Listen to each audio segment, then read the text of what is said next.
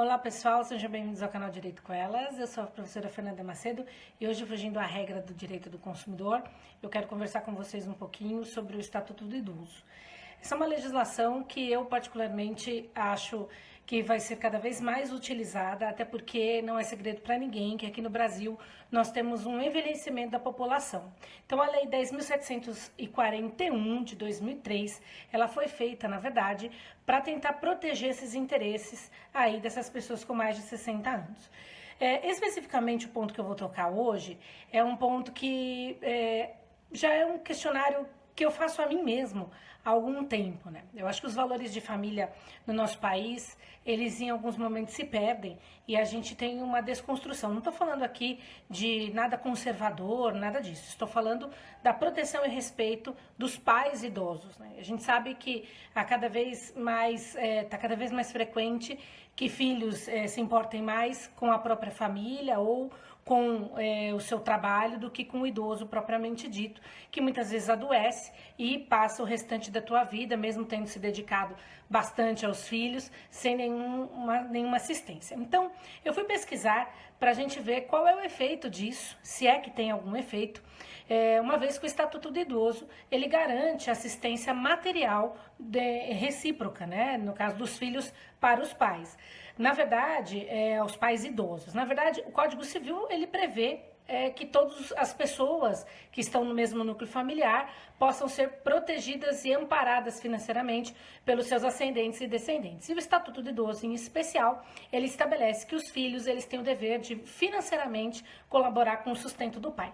Mas a gente sabe que quando ficamos idosos, né, a ideia não é só o que o dinheiro pode comprar. Na verdade, esse abandono moral, muitas vezes para os idosos que já estão com a saúde debilitada, acaba sendo, sem sombra de dúvidas, um reflexo para a piora do seu quadro de saúde. Então, eu fui pesquisar se os nossos tribunais já teriam aí falado a respeito disso. E, curiosamente, eu trouxe aqui, até vou pegar aqui para não fugir ao que de fato aconteceu, o Tribunal de Justiça de São Paulo, do contrário, né, condenou um pai a fazer o pagamento de 45 vezes o valor do salário mínimo a uma filha que ele havia abandonado, mas, curiosamente, uma decisão do Tribunal de Justiça do Acre, isso que me chamou a atenção, foi por isso que eu optei, inclusive, por falar sobre esse assunto. Essa decisão judicial foi dada no sentido de que uma idosa tinha ficado muitos anos num lar de idosos e nesse lar de idosos ninguém ia visitá-la. Quando ela faleceu, quem deu a notícia do falecimento, os registros naturais, foi o próprio estabelecimento onde ela vivia, onde ela estava hospedada. E, de repente, apareceu uma filha. E essa filha queria a herança dela. E o juiz, de uma maneira bastante criteriosa, disse que esse abandono afetivo da filha, a ponto do próprio abrigo não conhecer quem ela era e nem saber se aquele idoso teria ou não filhos nesse sentido, seria a causa dela só ter garantido a herança necessária. E eu fui pesquisar e existe um projeto de lei que quer alterar o Código Civil nesse sentido, e muito provavelmente vai alterar o Estatuto do Idoso, se passado for, que é o projeto de lei 3145 de 2015, do deputado Vicentinho Júnior, que ele propõe a deserdação para abandono dos idosos por filhos e netos, quanto para abandono de filhos e netos por pais e avós. Então eu acho isso sensacional.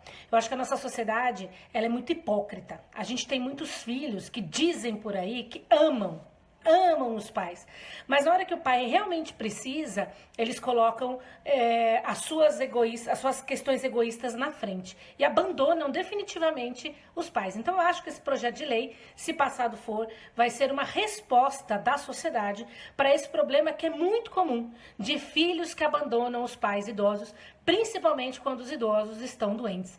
E aí se esquece que se ele é filho, se hoje ele tem uma família, foi porque por trás disso teve alguém que cuidou dele, amparou dele e, aliás, deu a vida para ele, né? Então, eu espero mesmo que isso seja o reflexo, essa legislação seja o reflexo da sociedade, porque eu acho extremamente importante que a legislação ela venha para proteger essa figura do idoso, até porque a gente sabe que a nossa população tem ficado cada vez mais idosa.